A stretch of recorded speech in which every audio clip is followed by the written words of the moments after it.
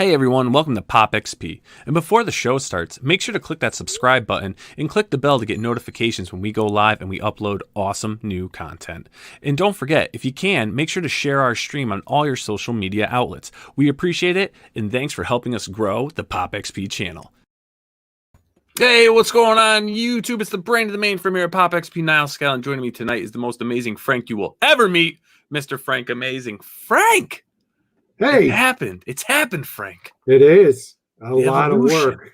A lot of work, man. A lot of work. New series premiere tonight, Five and Dime. What is Five and Dime? What are we talking about, man? What is this about? Well, you tell him, Frank. Tell him. Yeah, typically we have one or two guests on, but we've gotten really popular. So it's like, what are we gonna do? There's only 5 days, so Billy Tucci, the brain of ideas, says, "How about 5?" And you give him 10 minutes. What was he thinking? Mind blown. He said, we're going to call it Five and Dime. That's the 10 minutes right there. A dime. Because a dime is 10. 10. Isn't that crazy? I'm like, Billy, what are you talking about? Are you talking about? At first, I thought he was talking about drugs. I was like, what? A dime? That's ingenious. That'll bring the viewers in. But no, man, we got a great lineup tonight. We got a great show.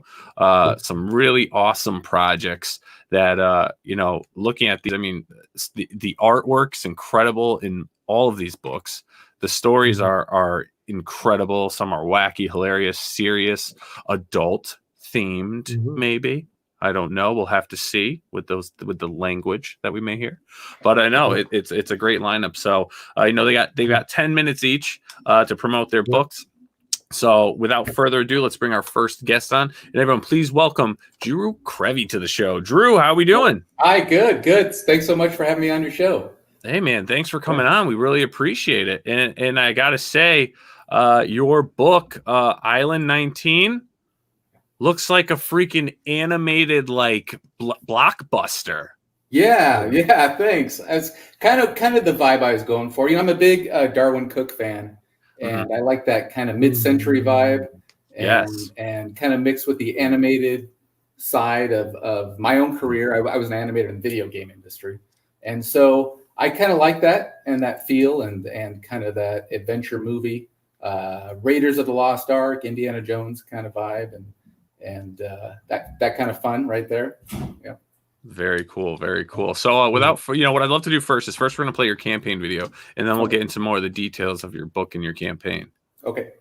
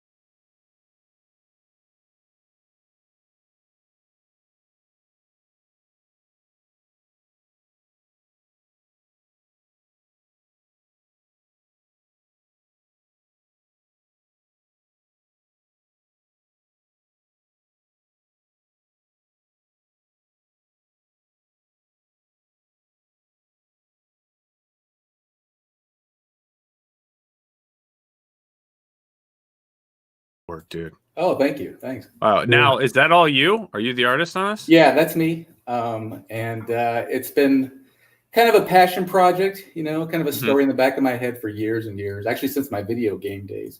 And it's changed a lot and kind of morphed and moved and grown and all that good stuff. And it's just, it was kind of gnawing at me until I started writing it. Any artist or writer knows that they have to kind of get that stuff out when it's in there, rattling around. And so, yeah, it's been a blast working on it. It's one of those projects where you can't wait to get into it every day. And so I've just been having the best time with it, really. So. Wow, man, this is awesome. So how many years has this been? How long has this book actually been in the making? Well, I started illustrating it for this particular campaign a few months ago, when COVID started, really. I was actually illustrating some comic books for some educational software and online comic books for a Beast Academy, I think they're called. And when the COVID came, everybody got fired. And so I said, hey, why not? Sure, I'm a freelancer. That's what I do anyways. Why not start working on this? It's something I wanted to do. I was watching the indie comic scene from afar, and I've been really just amazed by how well received it's been lately. And I just was just excited to see what was happening. I thought, man, I want to get into that. That looks like fun. And I'm an old comics fan from, I was collecting Marvel when I was a kid. And I just love the whole idea of comics and this mixed with this mid-century vibe. And it was just something I had to get into. So to answer your question, yeah, I started a few months ago. Oh, wow. Yeah. Now, is this all done digitally? Yeah, I'm drawing just on the Wacom tablet. I've got this 22-inch, monitor, and I just draw right on it. Sometimes I sketch on paper and scan it in. Sometimes I draw right on the device, but it's going well. It's really just kind of, it just jumps out. Sometimes you work on a project as a freelancer and you're working for somebody else and it's fine and it's good and you like what you're working on, but it doesn't really, you don't get that excitement about it that you would get on your own project.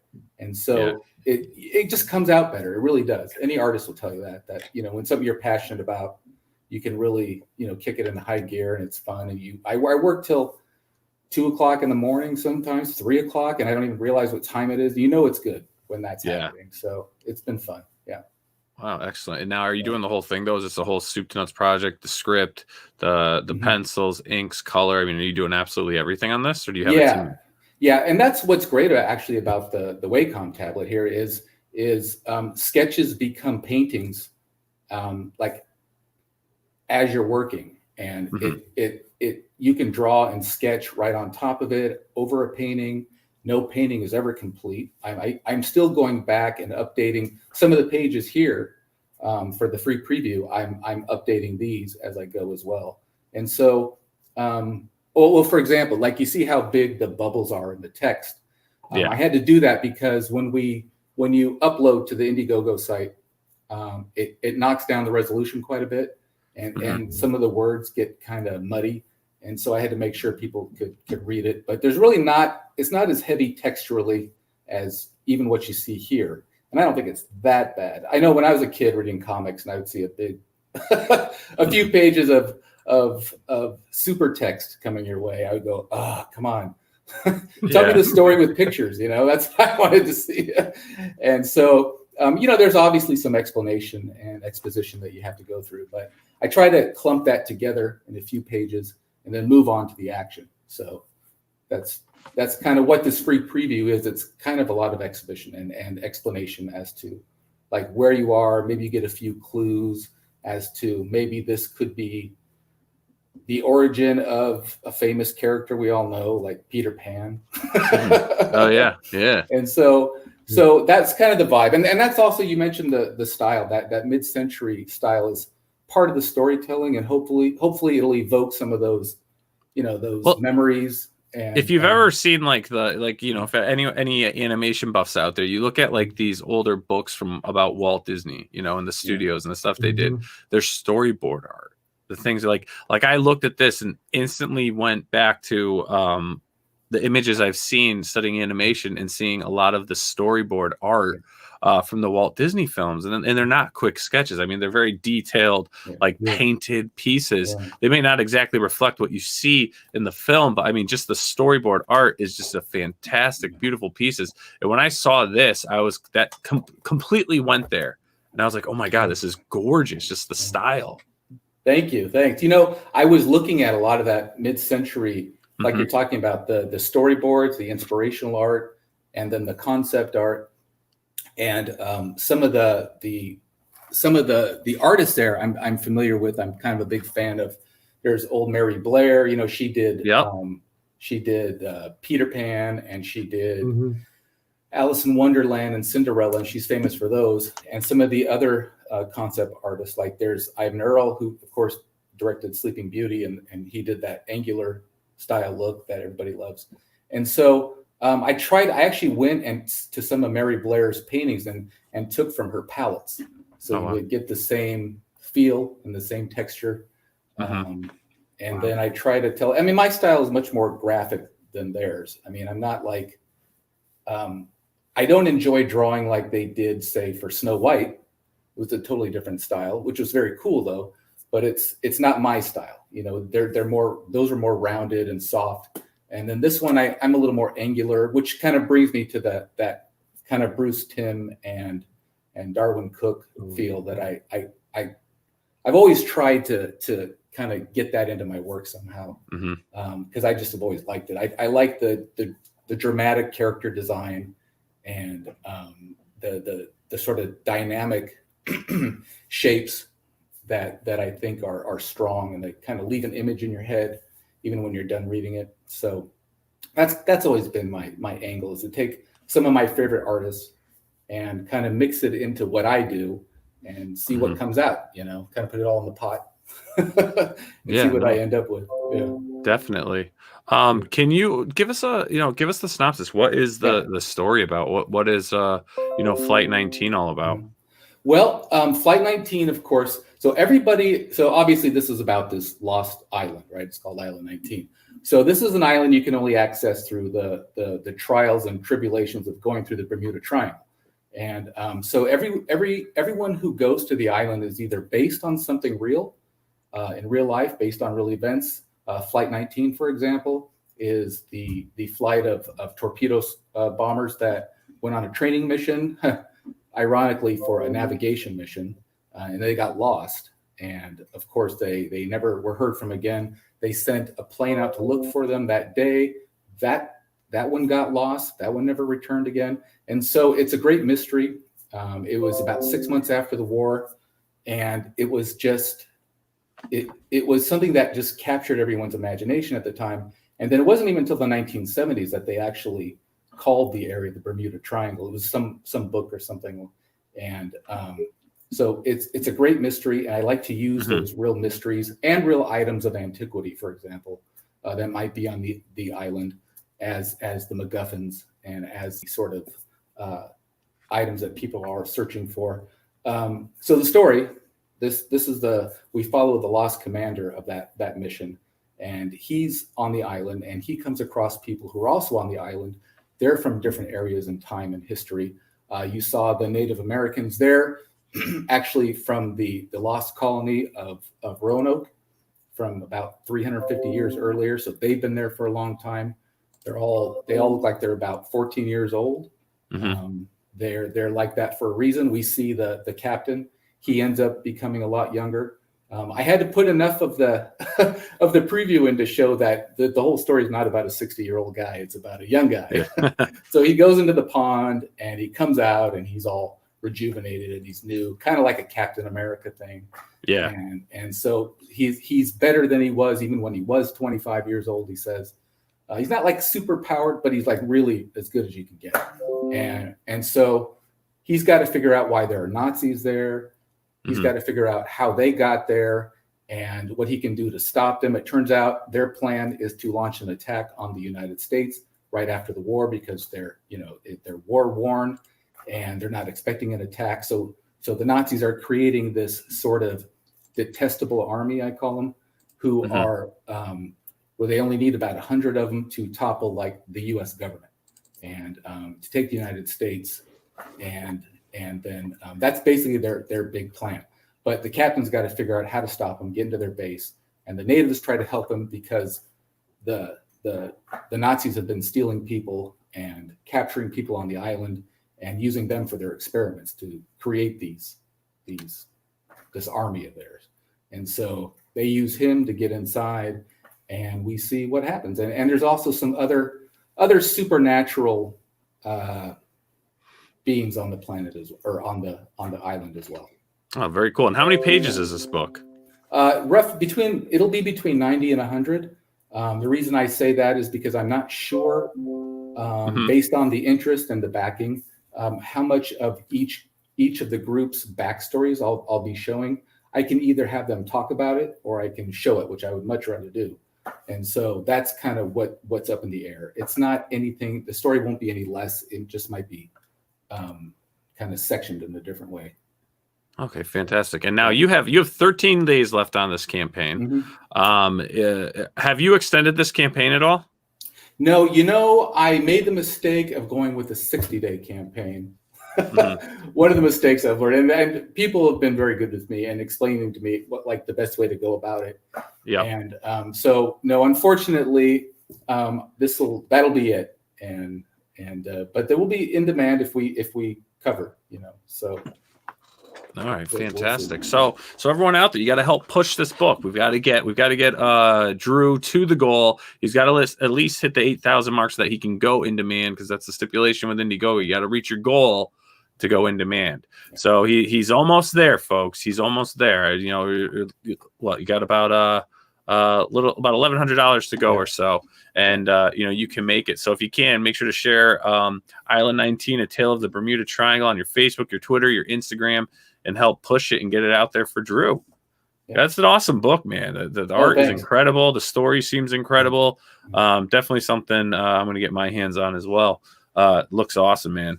Kudos to you, dude. Kudos to you. Thank you for coming on. Yeah. Now, it's 5 and dime. All creators get 10 minutes to plug their stuff. Now it's up to you. You can leave if you like, or you can stay and hang out. So what I'd like to do is I'm going to bring on our next guest. We've got Mike Barron in the house. Well-known veteran of the comic book industry, comic book writer. Everyone, please welcome Mr. Mike Barron to the show. Mike, welcome back. It's been a long time. Thanks, Niall. Last time you were on, we were crowdfunding comics. No. Yeah. Yes. And Billy says hello. He's going to try to get on soon. He had a little family adventure, with COVID and everything. His nephew's confirmation was put off and this and that, and I guess they're doing it tonight or something. So hopefully he'll be on soon if he can make it in time. But we're here, man. You're here, and you've got Florida Man, the graphic novel, up on Indiegogo. Yeah. Fantastic. It's the funniest comic ever written. I guarantee you will burst out loud laughing numerous times. Yes. Now I watched the video and we're gonna play it for everyone. So we'll start off. Right. We'll start off by checking out the video because it's pretty hilarious. Right. Hey man, y'all got beer still? You've seen the stories. Now, writer Mike Barron and artist Todd Mulrooney are bringing the quintessential Florida man, Gary Duba, to life. Gary's just a regular guy living in a trailer with his girlfriend Crystal, but he's got dreams, big dreams. He just invented house suspenders that will secure any home to the ground in rough weather. And now he's going to show them off on Piranha Pool, the TV show where venture capitalists and entrepreneurs pony up if they like your pitch. But when his gal Crystal gains notoriety as an infamous amateur wrestler, she quickly advances to the pro circuit where her greatest challenge is an angry Australian grappler. Follow Gary and Crystal on their extraordinary journey from rags to riches. To rags, to riches, to rags, to riches. All while dealing with shady lawyers, toilet snakes, wild gators, cheating hearts, feral hogs, and problem shoppers. Back Florida Man today and reserve your very own copy of the Florida Man graphic novel. We're bringing back funny books, y'all.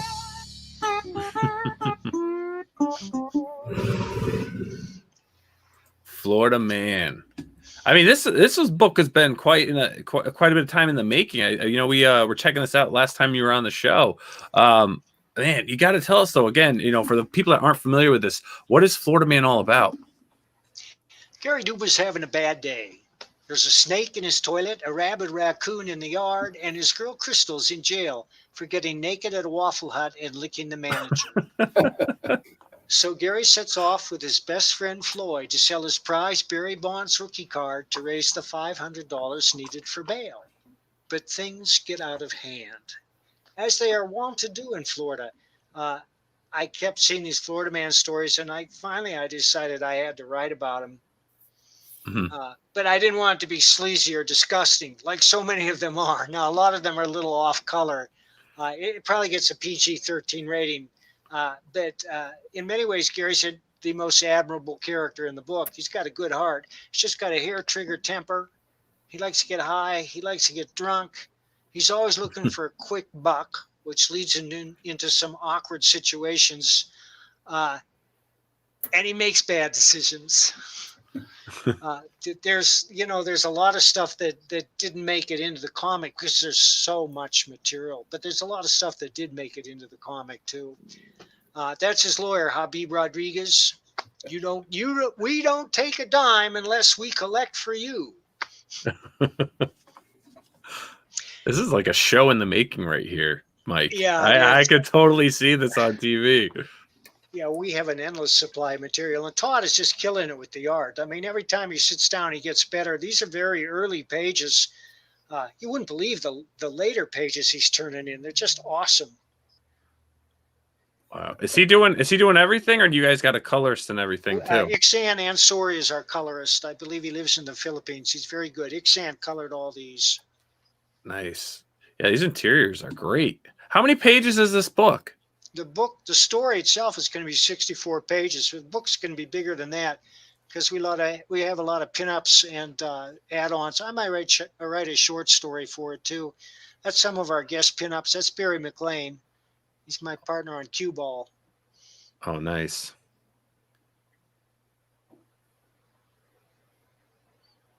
Very cool. Very cool. Now, is this going through the same publisher you had previously, or are you going through a different publisher now? Well, we're publishing this ourselves. Chris Brawley's in charge of the operation, and Chris put the video together. Chris is the guy behind Bleeding Fool. Oh, okay, gotcha. I recommend anybody who wants to keep up with comics should read Bleeding Fool. It's very funny. Chris is a master at the video. That's what he does for a living. That's why that video is so good. But we keep thinking up new stuff. But, the 66 pages are crammed. There's not a wasted panel. But we have enough material to go on indefinitely. I mean, some of the stuff that's in the novel, I originally wrote this as a novel. It's got the same cover as the book because Todd drew the cover for the comic first, and then I sold the novel, and my publisher snapped it up, and it's my most popular book. And in fact, there's a sequel out called Hogzilla, and I'm writing a third one now.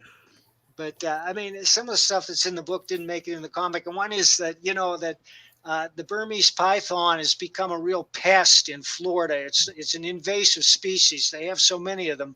But the python in particular is such a menace that the state has an annual python call, and they offer rewards for the biggest pythons. And also a .com millionaire offers $100,000 for the biggest python. So Gary searches the swamp and he finds it and he cuts its head off with a samurai sword. And then he has to tape it back on with duct tape to collect the reward. Oh, jeez. Oh, man. So this has been the adaptation here now. References to duct tape, WD-40, and vice grips. I'm sure if you Google too, like Florida Man, you could probably get a lot more material and everything as well. Well, there's a site, floridaman.com, that collects all these stories, and there are thousands and thousands of them.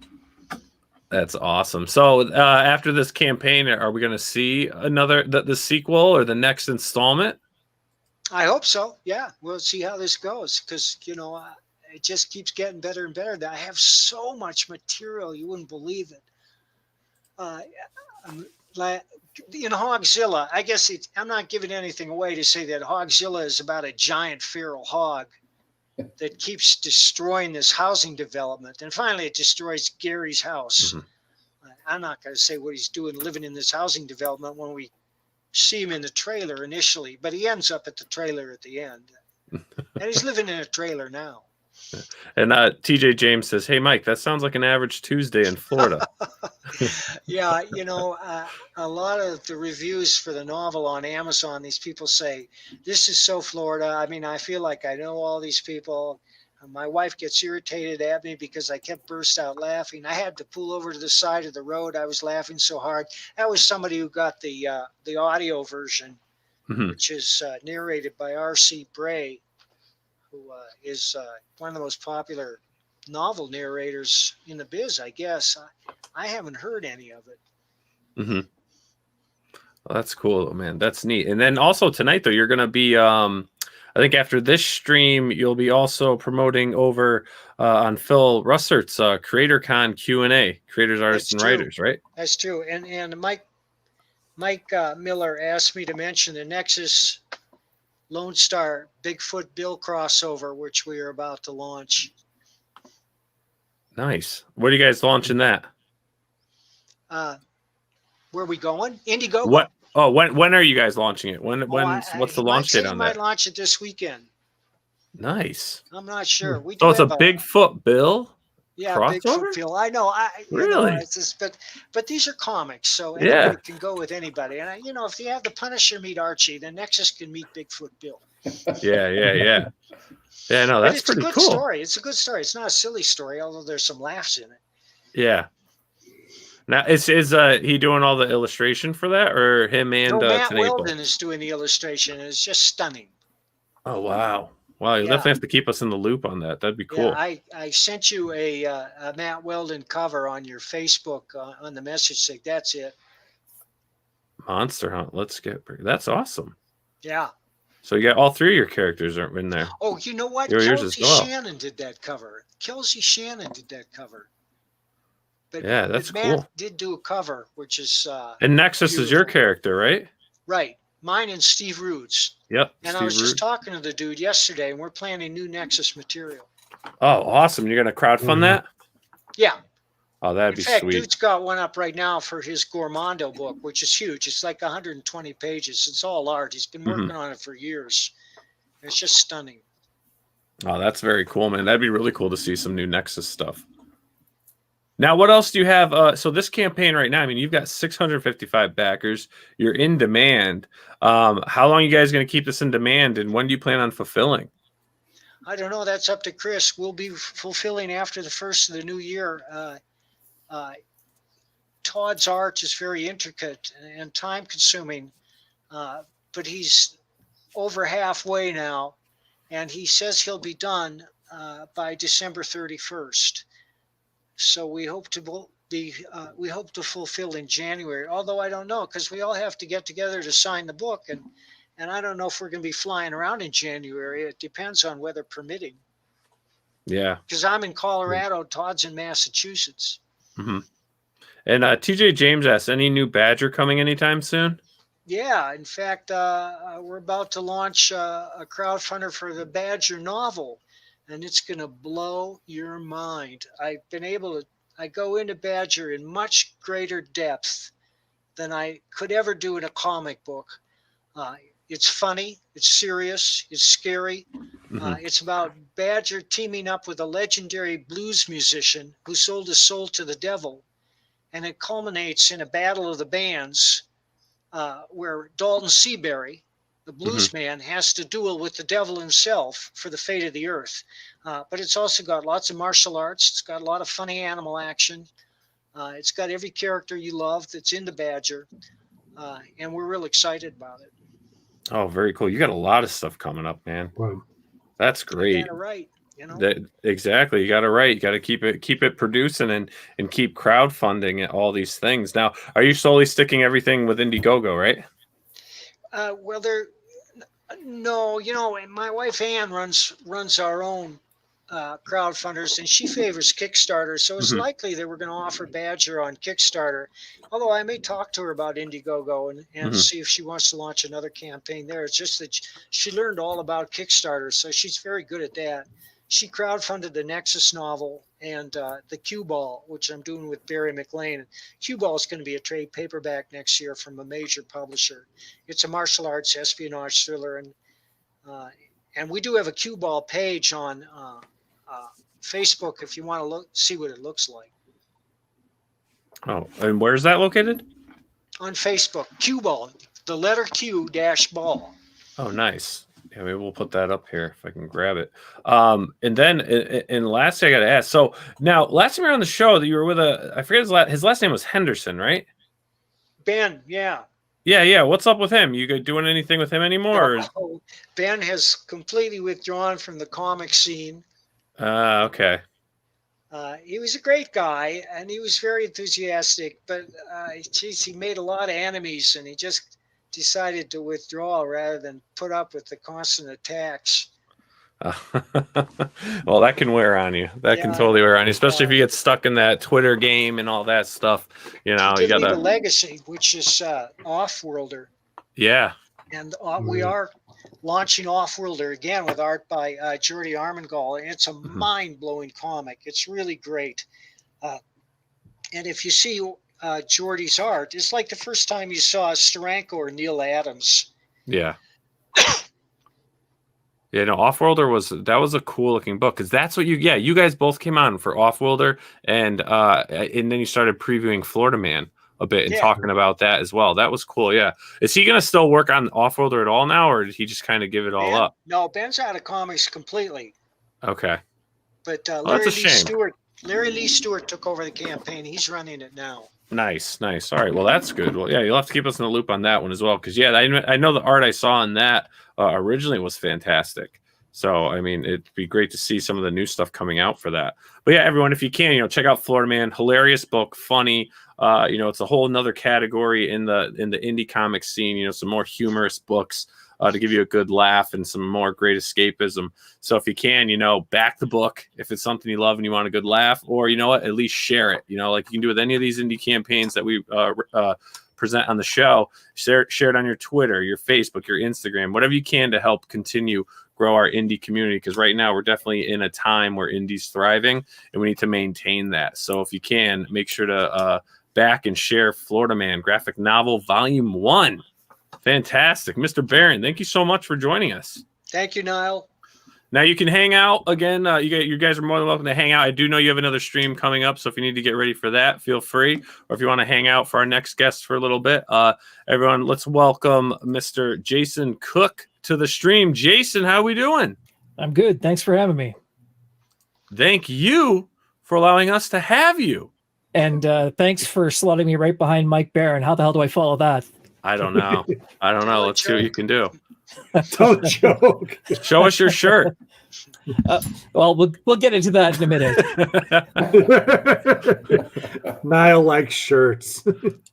Yeah, I'm big into logo porn as well. So one of the things I had to have when I had my comic up and running is have a few really nice logos that we could put on shirts and merchandise of various kinds. So this one in particular is for the Star Trek fan who is also a conspiracy theorist, like a major character in our comic. Wolf 359 was an inside job. That'll be funny to about 5% of you. You're welcome. Yeah, exactly. Yeah. Most of my jokes are not that subtle. Hey, you know what you got to do? You got to give it an old college try. You never know. Some stick, some don't, but you just got to keep moving. That's it. Thing. It's not it's a flashbang. You let it go and run. But so Jason, we got you on the show tonight. We've got Blake Undying on Kickstarter. So let's check this campaign out. I'm gonna play your video. We'll do like the first minute or so because it's some great image. There's some music by a fan that generated for you, and then we'll let you tell the story instead of just letting your video play everything and giving all the info. So let's check out Blake Undying, everyone. This is Blake, a down-on-his-luck ex-journalist who took the easy way out. Only the easy way out didn't take. He discovers that his body will heal from any wound. Not even a toaster bath is enough to kill this guy. He's been shot, stabbed, poisoned, well, not blown up. I mean, he's trying to kill himself on a budget here. Look, the point I'm trying to get at, it doesn't matter what he does, he always comes back from the dead. Sounds like a great deal, you might think, until you realize that it still hurts like a bitch to die, especially when you get shot in the face. Who does that?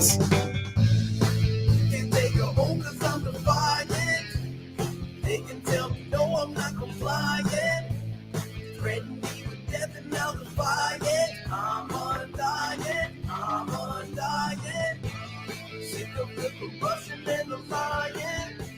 Injustice only works for those who buy it. There is no escape, although I'm trying. I'm undying, I'm undying. Hi, I'm Jason Cook, creator and writer of indie superhero comic Blake. We don't want to hear you. Oh, there you are. Who is that handsome devil? Look at that. And another shirt. A slightly different shirt, yes. I'm actually kind of glad I didn't wear that shirt. It would look terrible if I'm wearing the same merch 2 shows in a row. You're like, it's all I own. That's how I keep costs down. Well, I mean, you have the trademark for a reason. You may as well get your money's worth. Yes. So Blake Undying. So Yes. tell us, you got the video. You know, we saw some great images from interiors. Tell us a bit about that background music. The background music was actually written by an artist named David Geringer, who was a fan of the comic and came to me with a 1-minute demo. And I liked it so much. It was such an earworm, which is basically the first minute you hear there. I actually sat down with him, told him a bit about the story, like what was coming. And together I gave him some Easter eggs, and we extended it into a full 4-minute 10 song. And it was used for this backing, and we'll be giving it away to all our Kickstarter backers as well. It's actually quite a catchy tune. I've listened to it probably a couple hundred times at this point, and I still love it. That's awesome, man. It's cool to have fans. Yeah, I'm still getting used to that. This is our first Kickstarter, and a project that I've been trying to get off the ground for many years now. Mm-hmm.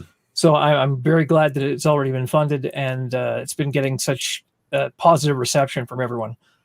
Yeah. Now this is for, so obviously this is for Blake Undying 1 through 3. So we know that these books were produced prior to the Kickstarter. Correct. So give us a bit of the background on Blake Undying, the series prior to the Kickstarter. You know, how did you get to where you're at right now with the 3 issues? Well, it's kind of funny actually, because the series is actually about 10 years old, and I had made a development deal with a company that was intending to develop it as a motion picture or a TV show, and they didn't actually end up doing that. So that sat in development hell for about a decade until those rights reverted to me. Mm-hmm. At which point I thought this is the perfect timing now, with Kickstarter being a much bigger phenomena than it was 10 years ago. I can actually market this directly to the reader, especially since it does have some adult themes that might be difficult to sell at a regular studio. Mm-hmm. Blake himself is a suicidal person, and as you see, he constantly regenerates. So he finds this out in the middle of a suicide attempt, which is why the tagline is "Suicide is the worst way to find out you're a superhero." So this plays on the superhero tropes that you've seen: the liquor store robbery, the "my baby is still in that fire, you have to save her," that kind of thing, but re-examines them through a more realistic, or in my case, a more jaded view. Mm-hmm. And it's a very dark comedy. So it's a very difficult tightrope we have to walk between making suicide funny and being just utterly objectionable and losing everyone. So it's something I wanted to make sure that the fans had a chance to experience first, show that I had faith and confidence in it. So they can go to the Kickstarter page or to blakeundying.com and read the first issue for free. And then if they want to back us on Kickstarter, then they can come out and get the physical copies, as well as a bunch of merchandise like T-shirts, such as this one. Mm-hmm. Very cool. The general... Sorry, go ahead. No, I was going to say, I said actually, the mob seat said, I think it would be a hard market. It is. To market a book about suicide, like you were saying. I mean, you probably have to make it, somewhat humorous, tasteful. But let me ask you, and without getting, I mean, you can, you just said the first issue's out there. I've read through it. It's very well written. It's a cool story. But I mean, for those out there that haven't had a chance to read it and want to know, I mean, is the discovery of his powers from suicide, or is suicide kind of part of his journey where he just keeps trying to end it and discovering more ways he can keep surviving? Well, it's kind of the suicide itself is just kind of the catalyst for the journey. He discovers it. He doesn't know how it happened, what's the source, how it works, and it definitely has some what you might consider supernatural implications. So he doesn't know if it's science or it's mutation or if it's magic or whatever it is. So he goes on this big research quest and puts up these big whiteboards like you saw in the video, full of all the various different ways to die, from history, from mythology, from religion, from any source they can find. And eventually he runs into, in the third issue, this woman, Nikki, who works at a comic book store. And because he interrupts a robbery, she kind of gets stuck in his orbit. And she begins to sort of steer him down the path of being a superhero, which is sort of his strategy. The best way to find a way to kill a superhero is to attract a supervillain who can find your weakness. So he's in the superhero game specifically to have someone come out and try to kill him, and helping the society that he hates and all the evil and corruption in the world. That's not his goal at all. He doesn't think he can do anything about that. So he's the most powerful man who feels powerless to change the world, and he just wants out. And in the end, through the journey, he ends up helping people, and a bunch of things happen. It's a 5-year plan, so it goes in very unexpected and interesting places, I would like to think. Now, is this campaign to reintroduce people to the story and to move now onward to expanding on the series? That's right. I've had a dozen scripts written and basically on the shelf for a decade. And I have like a 5-year plan all written out and mapped out. So this is to reintroduce and to this is a brand new set of issues. Like 2 and 3 were never released. They were never seen. The first issue was redone by a new artist, and it's now the 3 of them are being released together. And we're hopefully going to do every month or every second month a new issue ongoing. Oh, very cool, man. That's nice. So this is your first campaign. Once this one's done, are you planning on when's the fulfillment going to happen? The fulfillment, hopefully, it's got 9 days left to go. So I'm hoping that once I have all of the Kickstarter backers entered into the PDF format, we'll do digital fulfillment immediately. And it all depends on when the proofs get back to me, when the fulfillment will be. But I believe our physical rewards I set to January 2021, but I'm hoping we get it out a lot sooner than that. Oh, very cool. And then will you be planning another campaign shortly after that? Yes, in fact, I am. I have the 4th issue. I've already started working with Ezekiel to do the art for that already. And he, I mean, the first issue is great and all, but you can tell that as he is grown into the series, his art looks better with every issue. So I have a feeling I'm going to have to hold him back to prevent him from redoing the first issue again, especially when we get to trade paperback territory. Yeah. Oh, that's cool, man. This book is neat, and I encourage everyone. The first issue is out there for free. We'll add a link to that issue in the description of this episode for anyone that's watching this now and hasn't actually looked at the description. But we'll throw that link in there as well, where you can also find the links for all the campaigns that are being shown on the episode tonight. But I definitely encourage you all read it. It's a cool story. It's a cool story, and I could see, Jason, where they may have wanted to expand this, where a production company, a producer, someone may have wanted to take this to the small screen or the big screen. Definitely has that potential. There's cool. still actually all the books so far that we've looked at really have screen potential. Yeah. I'd watch a Florida Man show for sure. I'd watch Florida Man show. I'd watch a I think that would 19. call I mean, cops. Island 19. I mean, well, I mean, all the stuff's great. I can't go into it, but there is actually a deal that's on the table for a television show. And when exactly that happens, COVID has thrown a wrench at everything. So Yeah. the potential is there, but who's to say when or if that'll happen? Yeah. Well, you know, we'll keep the positive vibes going that does happen, you know, because that's the next level, right? Right. To get it from page to screen of some sort. So definitely good luck to you. I mean, it is very well written book. The interiors are gorgeous. Like I said, I really encourage everyone. It's a free issue. Take the opportunity to read it, explore it. I'm sure after you read it, you'll probably back this campaign. So definitely do that. Do it because I said so. And also, as with all these books tonight, share them. Come on, man. Let's keep the love, the life of indie comics going. Your Facebook, your Instagram, your Twitter, your Tinder, whatever. Just get it out there and help spread the word on these awesome books. Are you doing anything outside of this series too, though?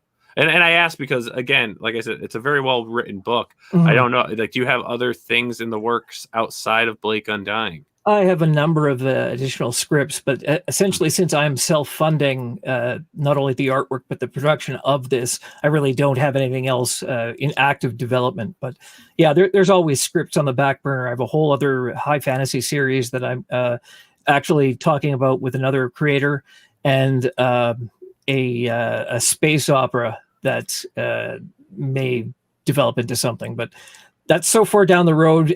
I still have like 60 something issues of Blake Undying to do, so it'll be something to look at, definitely. Very cool. And just off on another topic, really, TJ, really, I have thrown Tinder in my list of social media for like a year now, and now you finally know. Now you recognize it. Unbelievable. This guy's been with us since day one. Day one, almost 2 years. And he finally just sees it, hears it. You just put the link up and people can swipe left or right. I'll put my profile up. Just swipe left or right, however it works. I don't know. I'm a married man. I'm a married man. Up or down. Seem to come up with that swiping left and right pretty quick for a married man. I know, right? But hey, man, yeah, thanks so much for coming on and bringing this book to us. Very cool. Keep us in the loop, you know, with your other campaign, especially once you start getting the, you know, issue 4 and stuff going, because absolutely that'll be cool to see where this story's headed. And again, please, you're more than welcome to hang out. What we're gonna do is, so our 4th guest tonight, unfortunately had an unexpected issue he had to take care of. So really quick, what I'm going to do is we're going to throw it up here. This is Gary Shipman, great guy. We've had him on the show twice prior. I love Titan Mouse. It's awesome. You know, he's like a little Batman mouse, but he kicks ass. He's awesome. I'm going to play the video for you guys. And, you know, I encourage you guys to check this out. He is funded. He has 8 days left, so we do know he's going to go on demand. Gary's a great guy. It's just an honest, hardworking creator. So yeah, let's check out his video. I haven't watched this yet, so let's check it out.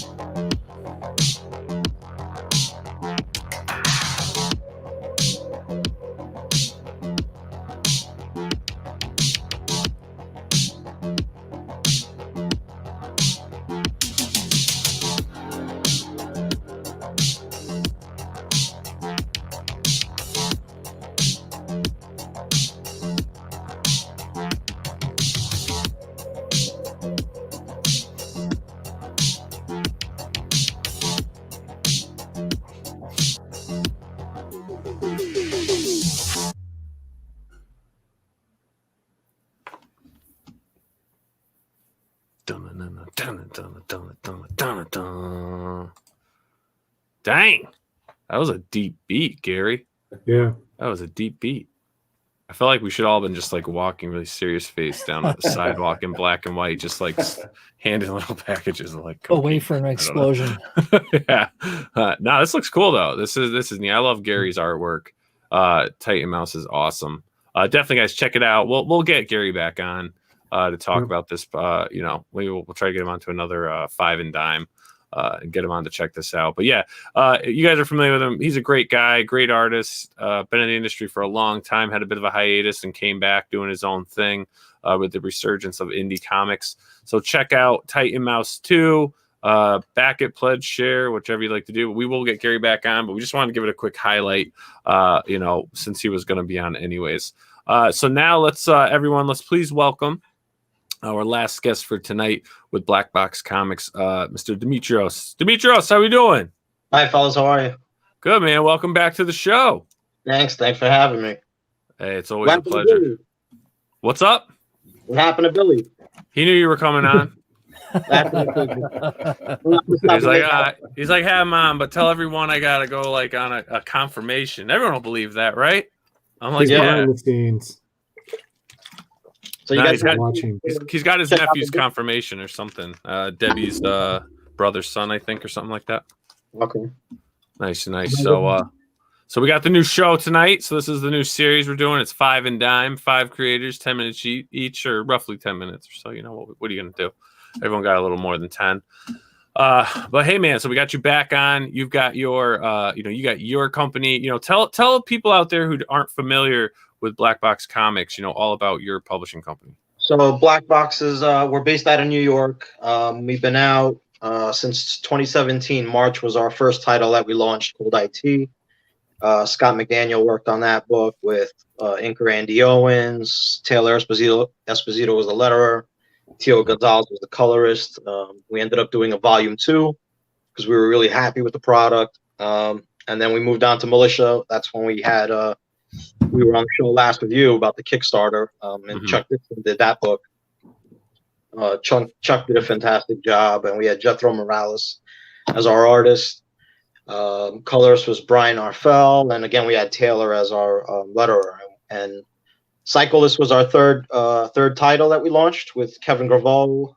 Most probably know him from the Underworld movie and I, Frankenstein, that he's the creator, producer of those. Me and Kevin have been talking for a while, and I had this concept and he worked on it. He did a real great job. We're planning on working on some future titles together as well. So we're still in talks about that, and we just want to put out the right story, the right time. We're definitely not looking to push stuff out there and just push out quantities. We want quality. So yeah, you'll see that most of what we're doing is, 1, maybe 2 titles at a time. Perhaps down the road, we'll start growing to do more, but I want to make sure it's in control for now. Cyclist is our Kickstarter. We have 8 days to go. We're about, I think, 90% funded. So we're getting close. We're almost there. I think we should be comfortable, getting there at this point.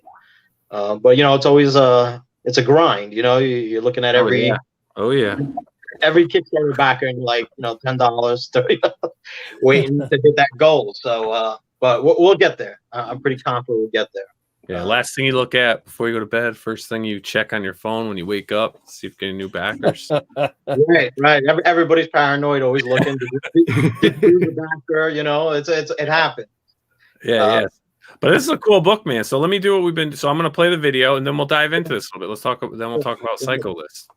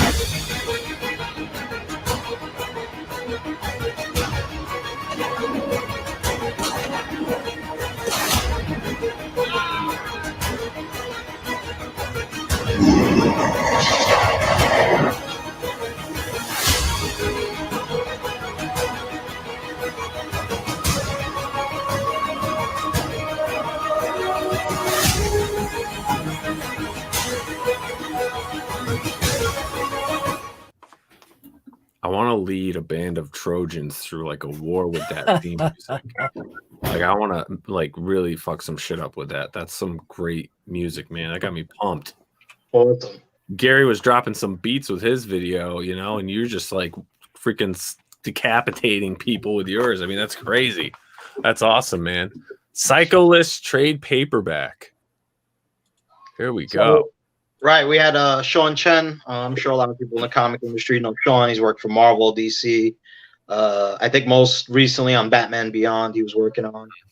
Awesome. So he did the cover. All the interiors is by Jonathan Lau. You know, obviously we have variants that are available. Issue 1 sold out before the book even came out. You know, issue 2 went to a second print. So it's been a hot series for us. We've had a lot of requests of continuing the series, but right now I'm focused on several other new titles that are coming out. Oh, very cool. Now, are you continuing this series? Is this like something to try to reintroduce old fans, new fans to this? Yeah, I mean, I would like to have time so more people could catch up. Again, we're a new company, right? So there's still so many people that haven't heard about us or even heard about the book. So as we're creating all these new titles, I think one will help the other sell each other, right? Where people will learn about Black Box and learn about Cyclist, and we have a book called Project Icarus. So there's a lot of different titles. We had Biggs and Tiny. That was there was an article written about it in Sci-Fi. So you know we're moving along, and I think we're doing great building an audience and having different genres and different teams come on, and everybody's doing a real good job. So we're real happy about what we're doing. Yeah, no, it's fantastic, man. Yeah, the interiors are sick on this.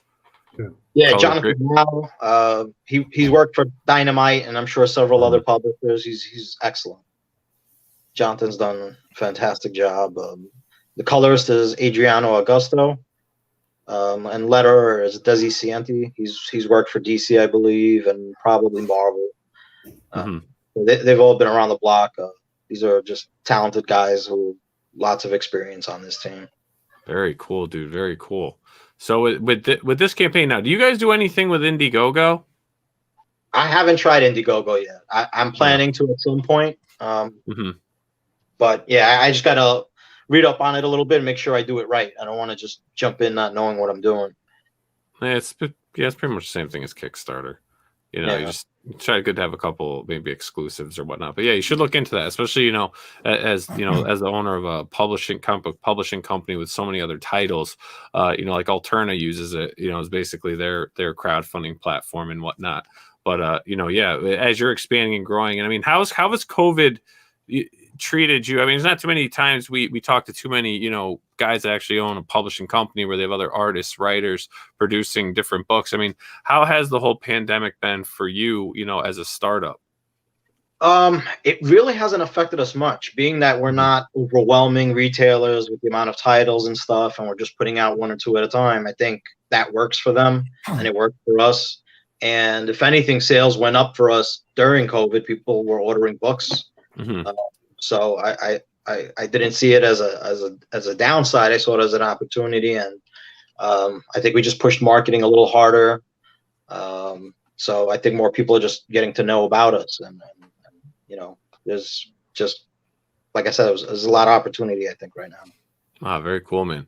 And so here's some of IT, some other stories. So when they're back in this campaign, this is also going to allow them to dive into some other titles you have by selecting different tiers, correct?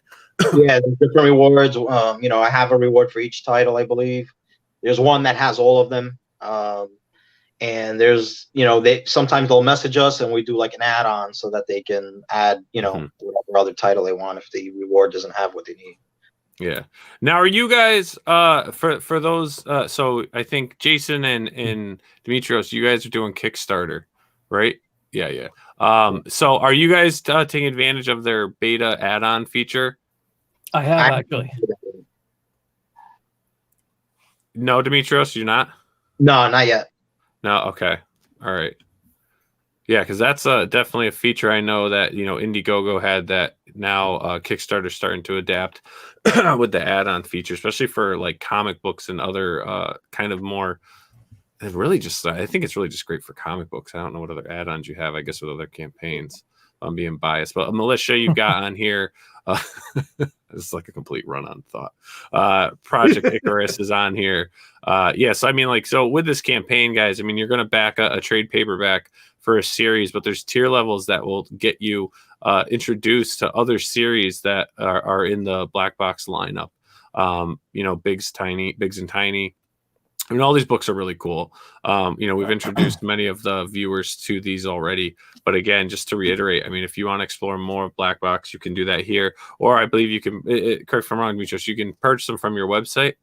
Correct. Blackboxcomics.net. Fantastic. Now, thanks, man, for coming on and bringing representing Black Box, all the books, this campaign. It's great. You know, it's cool because, you know, we have a lot of independent creators on, but it's also nice to see, you know, independent publishing companies of all different sizes coming on as well, you know, supporting their brand, their products, their artists, their creators, you know, their hand in the book's creations as well. And it's just good to see, you know, it's not just, you know, one person doing things, you know, there's publishers, indie publishers out there that are taking advantage of these mediums as well. So kudos to you and what you've done with Black Box and, you know, helping inspire other creators. And, you know, someone had a question in the chat. It was actually directed towards Drew, and it was, you know, how do I get in touch with you to have you as a guest on a show? But I'm going to throw it out for all three of you guys, and we'll start with Drew, and we'll work our way down. I mean, if anyone's interested in having you guys on their channels, if they have a channel, what's the best way of reaching you? You can just you can email me at drew@drewcreviart.com, or you can just follow me at Twitter at a light where you go. And I'm not really active on my Facebook thing, but yeah, either email me or contact me through Twitter, and I'll get back to you definitely. So thank you, thanks for asking.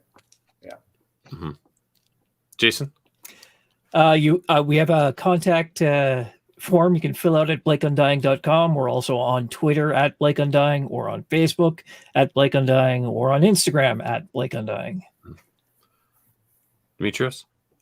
Any of the Black Box accounts, we're on Facebook, Instagram, and Twitter. All right, fantastic, man. So, hey, guys, thanks so much for coming on. And again, everyone, as with everything with Psycho List, make sure to, if you can, share it, back it if you love it. Check those other tiers if you want to explore some more books they have. Some high caliber stuff with all the campaigns tonight. Really, they really are. And with Five and Dime, I mean, we're going to do whatever we can to help promote indie comics. You know, Five and Dime are really taking the time to look at some of these campaigns and really highlight some stuff. So if a project makes it on Five and Dime, you know, it's the real deal. It's something that we're really going to be backing. But we will do whatever we can to continue help, you know, pushing people's projects and things, and trying to at least spread them throughout our channels to get as much free exposure for creators, because, you know, everything, you know, comics is like a great industry. You can make like hundreds of dollars of what I'm learning. So, you know, it's nice to help each other out. You know, it's nice to share things and all that. You sound drunk when you said that. Like comics. I was, you know, what do you do? Comics, man, comics. But hey, guys, keep us in the loop with all the projects you have going on. You're all more than welcome to come on whenever you have something new. If you got anything really big coming on, you know, maybe we'll get you on a different series that we have on this channel as we're expanding all the different series on the channel. And we'll get you guys on. And just a reminder, everyone, there's no show tomorrow night, but we will be going live Thursday night. We have the CEO and founder of Boom Studios, Ross Ritchie, coming on. We'll be talking with them. 2020 marks 15 years of Boom. So we're going to dive deep into the history of it. I'm sure I'll share some stories with a couple of special guest hosts we're going to have on. And we'll dig into the future of Boom. We'll also talk about, you know, some of the things that hit the headlines, you know, maybe a $1.5 million Kickstarter with Keanu Reeves. You know, there's so many great things have happened for Boom, Netflix deals and stuff like that. So, or Keanu Reeves shows up. Yeah, or Keanu Reeves shows up. You never know. Yeah. Hey. He's like, hey, whoa, buy comics. Thanks, Keanu. And he just like disappears. He turns into a baby fawn and prances away while giving free double cheeseburgers to homeless men. It's a real thing. It's a real thing. I've heard of that. But gentlemen, thank you so much for coming on. Everyone, please check out the campaigns. All the links are in the description of the show. And we wish you all the best. Good luck. We know you'll all make your goals. And, get in demand if you're on Indiegogo. And if you're not on an Indiegogo and you're on Kickstarter, well, I think you guys hit your goals, right? You're just about there, you Kickstarter people. So good luck with everything, and anything we can do to help you guys out, continue to contact us in the future. Thank you. Thanks, you guys. Thanks for having us. Appreciate what you do, man. Thank you. Yeah. Appreciate that. All right, everyone, have a great night. We will see you all Thursday. Everyone have a happy Veterans Day tomorrow. Support veterans. Support your veterans. I don't doubt there's parades, but shake the hand of a vet if you can't anymore. Jeez. Oh, well. What are you gonna way to end on a high salute note. them? Thanks. There you go. I know. Listen Wow. to their war story, and buy them a cup of coffee.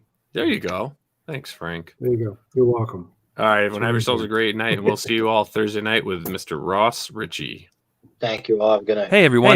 Thank you for joining us on POPXP. If you haven't already, make sure to click that subscribe button and also click the bell for notifications when we go live and we upload some awesome new content. Also, don't forget to head on over to Twitter and follow us at the POPXP and over on Instagram at the POPXP. Thanks again, everyone, and we'll see you soon.